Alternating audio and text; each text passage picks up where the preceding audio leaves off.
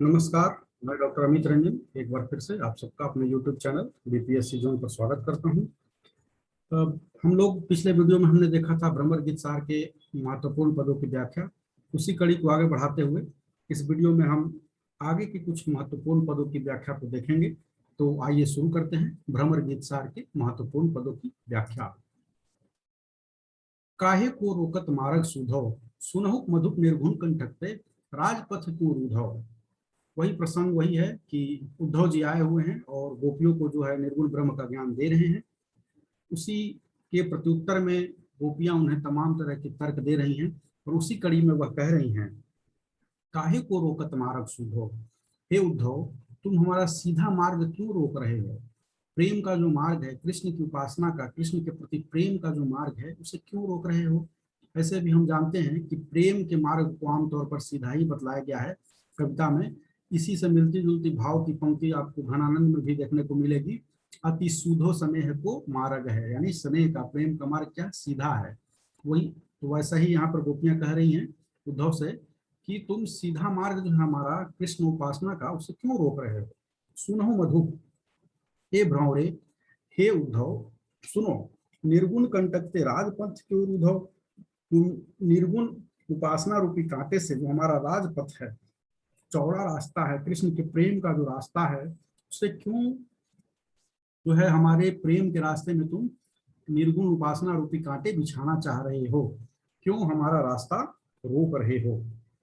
यहाँ पर जो है निर्गुण की उपासना, निर्गुण की तुलना किससे की गई है, कांटे से। और सगुण जो है कृष्ण की उपासना, कृष्ण की तुलना की गई है किससे, राजपथ से। कह तुम सिखाए पठाए कुब्जा, कह कहीं स्मामधन जूधो।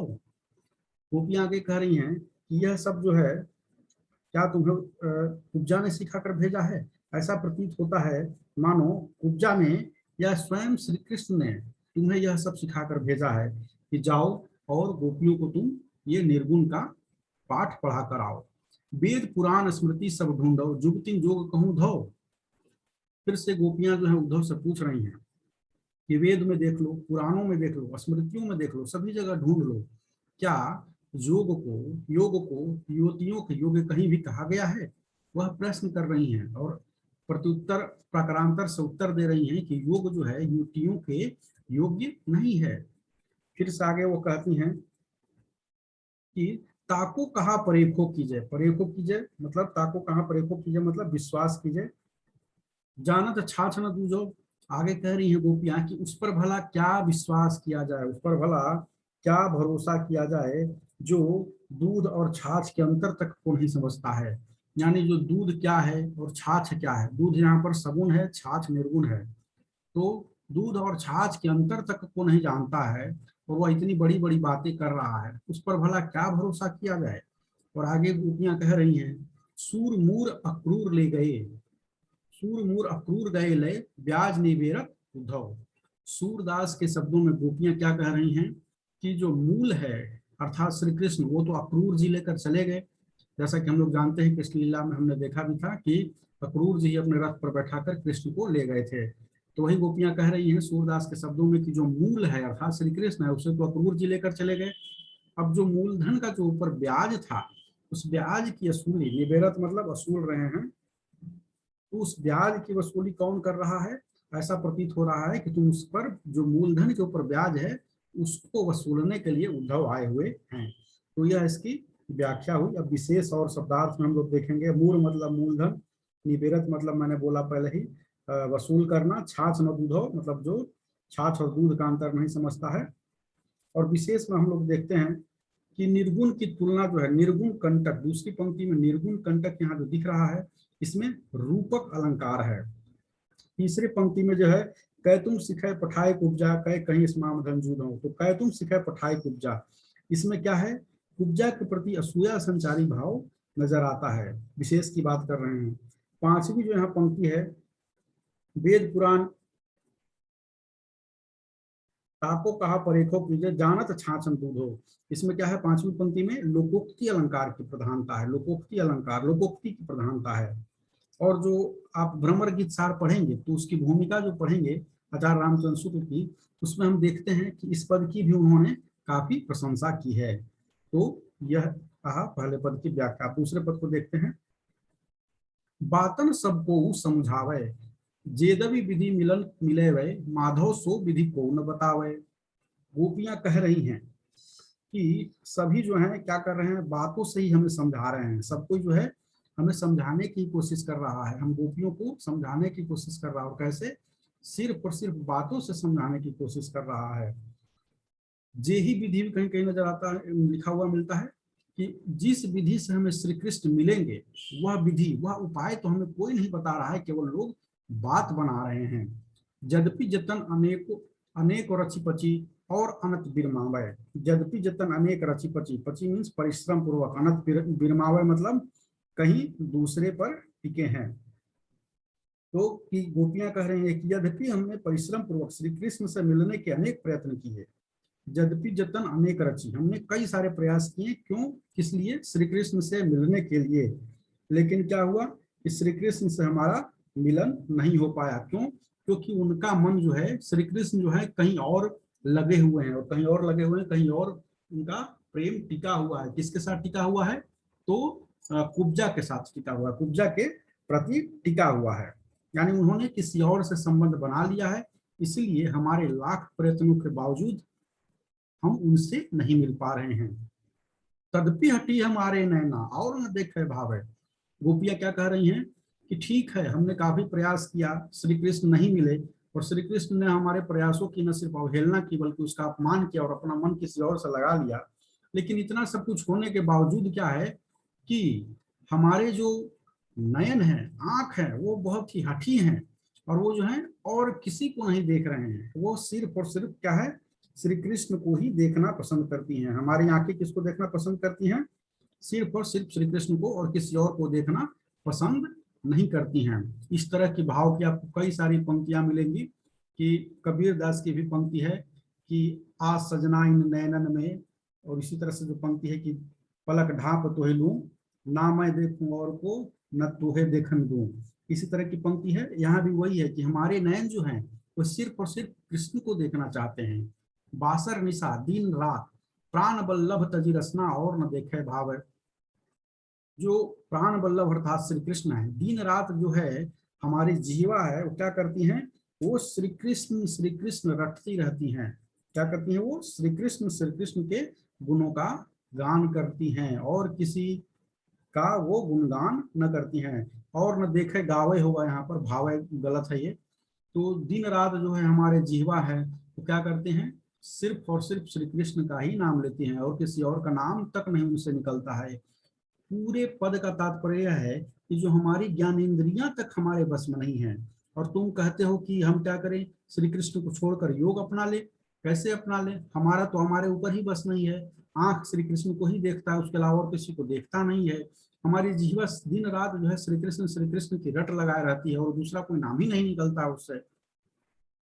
और अंतिम पंक्ति है, सूरदास प्रभु प्रेम ही लगी करी, कहिए जो कही आवे। अंत में कह रहे हैं कि तुम जो भी कहना चाहते हो, सूरदास के शब्दों में क्या कह रही हैं गोपियां उद्धव से? क्या कह रही हैं? तुम जो भी कहना चाहते हो अवश्य कहो, लेकिन तुम्हारा यह सब जो भी कह रहे हो, जो कुछ भी कहोगे, वो श्री कृष्ण के प्रेम से ही जुड़ा हो, तभी हम उसे सुनेंगे, अन्यथा हम उसे सुनेंगे भी नहीं। वो कह रही हैं सूरदास के शब्दों में गोपियां कि तुम जो भी बोल रहे हो बोलो, हम जरूर सुनेंगे, लेकिन सिर्फ उन्हीं बातों को जिसका संबंध श्री कृष्ण से के प्रेम से जुड़ा हो, ना कि तुम्हारे निर्गुण निराकार ब्रह्म की उपासना इत्यादि को हम लोग सुनने के लिए यहाँ पर बैठे हुए हैं। तो इस पद में विशेष क्या है? इसमें है कि ज्ञानेन्द्रियों तक पर अपना नियंत्रण प्रेम में खो देने का सुंदर व्यंजना यहाँ पर हुई है। अंतिम जो पंक्ति है, सूरदास प्रभु प्रेम ही लगी करी कही है, अंतिम पंक्तियों में क्या है? अमर्ष भाव है उसमें। अनंत बिरमावे में शब्द शक्ति व्यंजना का सुंदर प्रयोग हुआ है। अनंत बिरमावे मतलब कहीं और उनका मन लग गया है, कहीं और टिके हुए हैं, तो इसमें व्यंजना शब्द शक्ति का प्रयोग हुआ है। अगला पद हम लोग देखते हैं। निर्गुण कौन देश को वासी, यह भी बहुत इंपॉर्टेंट है, वीवीआई है, इसको ध्यान से देखा जाए। ये तीनों ही पद बहुत इंपॉर्टेंट है, लेकिन पहला और तीसरा पद काफी महत्वपूर्ण है। तीसरा अभी मैं कर रहा हूँ। निर्गुण कौन देश को वासी, मधुकर हंसी समुझाए, सौ दे बूझती साथ, नहासी। इसमें जो है क्या किया गया है, निर्गुण ब्रह्म की का उपहास उड़ाया गया है, उसकी खिल्ली उड़ाई गई है। सगुण निर्गुण का जो द्वंद्व है उसका एक सटीक उदाहरण है। सगुण निर्गुण के द्वंद्व को अगर लिखने के लिए भी आएगा तो इन पदों को याद करके आप लिख सकते हैं। इसके साथ ही साथ गोपियों की वाग विदग्धता के भी सुंदर दर्शन यहाँ में होते हैं। तो इस पद को रट भी जाना है, उसकी व्याख्या को भी देखना है। जब वो बार बार जो है उद्धव निर्गुण निर्गुण रट रहे थे तो गोपियां उनसे पूछती हैं, हे उद्धव बताओ तो निर्गुण जो है कौन से देश में रहता है, क्योंकि हमने उसे किसी भी देश में आज तक देखा ही नहीं है। हे मधुकर, हे भौरे, हे उद्धव, जरा हमें बताओ, हम तुम्हें शपथ देकर पूछती हैं, सौरभि शपथ पूर्वक तुमसे पूछती हैं और सच में पूछती हैं। हम ना हंसी, हम तुमसे कोई मजाक हंसी नहीं कर रही हैं, हम जानना चाहती हैं कि वह निर्गुण जो है कहाँ रहता है। हंसी समझाए, तुम हंसी खुशी जरा हमें समझाओ तो। क्या समझाओ? वो है जनक, उस निर्गुण का पिता कौन है? जननी को कहियत, उस निर्गुण की माता कौन कहलाती है? कौन नारी को दासी, और उसकी पत्नी कौन है, उनकी दासियां कौन है? कैसो वरण, क्योंकि हमारे जो श्री कृष्ण हैं उनके माता पिता पत्नी इत्यादि सबके बारे में हमें पता है। कैसो वर्ण, उसका वर्ण कैसा है, कैसा रंग है? हमारे कृष्ण का तो रंग श्यामल है, जिनकी हम उपासना करती हैं, जिनसे हम प्रेम करती हैं। तुम जिस हमारा मन श्री कृष्ण से हटाकर जिस निर्गुण पर लगाने के लिए कह रहे हो, बताओ तो उसका रंग जरा कैसा है? भेष है कैसो, हमारे श्री कृष्ण का भेष तो पीताम्बर है, तुम्हारे उस निर्गुण का भेष कैसा है जरा बताना। कि ही रस का अभिलाषी, और जो तुम्हारा वह निर्गुण है वह किस रस में, किस रस की इच्छा रखता है, किस आनंद की अभिलाषा वो रखता है, जरा बताना। पावोगे पुनि क्यों आपनो जोरे, कहेंगे गासी। अब जो है यह सब बोलते बोलते क्या है होता है, बातचीत में संवाद होते होते ऐसी स्थिति भी आती है जब संवाद जो है वाद और विवाद में कन्वर्ट हो जाता है और हॉट टॉपिक बन जाता है। वही स्थिति यहाँ पर आ गई है अंत में, कि गोपियां बोलते बोलते जो है अपने ऊपर नियंत्रण खो देती हैं, और क्या होता है कि वो गुस्से में आ जाती हैं और अंत में कहने लगती हैं कि हे उद्धव, तुमने बहुत ज्यादा बकवास कर ली। एक तो हम लोग ऐसे ही परेशान हैं, श्री कृष्ण की याद में ऐसे ही जल मर रहे हैं, और ऊपर से तुम और निर्गुण निर्गुण की जली भुनी हमें सुना रहे हो। तो ऐसा है कि अब और ज्यादा बोलोगे तो तुम्हें अपनी करनी का भी फल मिल जाएगा। कहने का तात्पर्य है कि जो ये हम ऐसा ही दुखी है हमारा हृदय, उस पर तुम निर्गुण की चर्चा करके और इस हृदय को न दुखाओ, वरना इसका परिणाम अच्छा नहीं होगा, तुम्हें और जली कटी हम सुना देंगे। गोपियों के इस रूप को देखकर, गोपियों के इस सवालों को, इन सवालों को देखकर क्या हुआ, इसका परिणाम सुनत मौन है रहियो ठगियो, सो सूर सबय मति नासी। सूरदास जी के शब्दों में उद्धव क्या हो गए, मौन हो गए। और कैसे, ऐसा लगा हतप्रभ होकर मौन हो गए, ऐसा लगा जैसे ठगे गए हों। हतप्रभ होकर, विस्मित होकर, जो है स्तब्ध होकर वो मौन हो गए, और उनकी सारी बुद्धि नष्ट हो गई। जो निर्गुण के पक्ष में जो तर्क दे रहे थे, सारे के सारे तर्क जो है उनके हो गए। इस पद में हम लोग विशेष देखते हैं कि इस पद की भी आचार्य रामचंद्र शुक्ल ने काफी प्रशंसा की है, इसकी काफी उन्होंने प्रशंसा की है, और स्त्रियों के स्वभाव को संबंध में उन्होंने कहा है कि इसको देखा जा सकता है। निर्गुण ब्रह्म की यहाँ पर खिल्ली उड़ाई गई है, निर्गुण सगुण का द्वंद्व हमें दिखाई पड़ता है। इसमें देखते हैं हम लोग कई प्रकार के भाव हैं, अचानक से हंसी करती हैं, मजाक करती हैं, और अचानक से गुस्से में आ जाती हैं, तो कई भावों की इसमें योजना है। इसके कारण क्या है, इसमें किलकिंचित हाव की प्रधानता है, इसको लिख लीजिएगा, किलकिंचित हाव की प्रधानता है। और इसमें जो है निर्गुण शब्द में क्या है, परिकरांकुर अलंकार है, और संपूर्ण में क्या है, विरोधाभास है। एक तरफ तो निर्गुण अर्थात जो गुना, विरोधाभास अलंकार कैसे है, तो एक तरफ तो निर्गुण की बात की जा रही है अर्थात जो गुणातीत है, जिसका वर्णन ही नहीं किया जा सकता, दूसरी तरफ उसके माता पिता पत्नी इत्यादि का परिचय पूछा जा रहा है। तो इस प्रकार से क्या है, इसमें विरोधाभास अलंकार है। तो यह सूरदास के 3 महत्वपूर्ण पदों की व्याख्या थी। इसी सीरीज को हम लोग जारी रखेंगे, और सूरदास के जो समस्त महत्वपूर्ण पद हैं उसको हम लोग करेंगे। उसके बाद कबीर है, उसके बाद जो है हम लोग और जो महत्वपूर्ण पद हैं उन सब की व्याख्या को अगले वीडियो में देखेंगे। इसके अतिरिक्त जनरल स्टडीज एवं हिंदी साहित्य पर जो महत्वपूर्ण सवाल हैं, जो इंपॉर्टेंट सवाल हैं, जो गेस्ट टाइप से क्वेश्चन है, इंपॉर्टेंट क्वेश्चन कहना ज़्यादा सही रहेगा, उस पर भी मैं बहुत जल्दी वीडियो बनाऊंगा। इस वीडियो में इतना ही, धन्यवाद।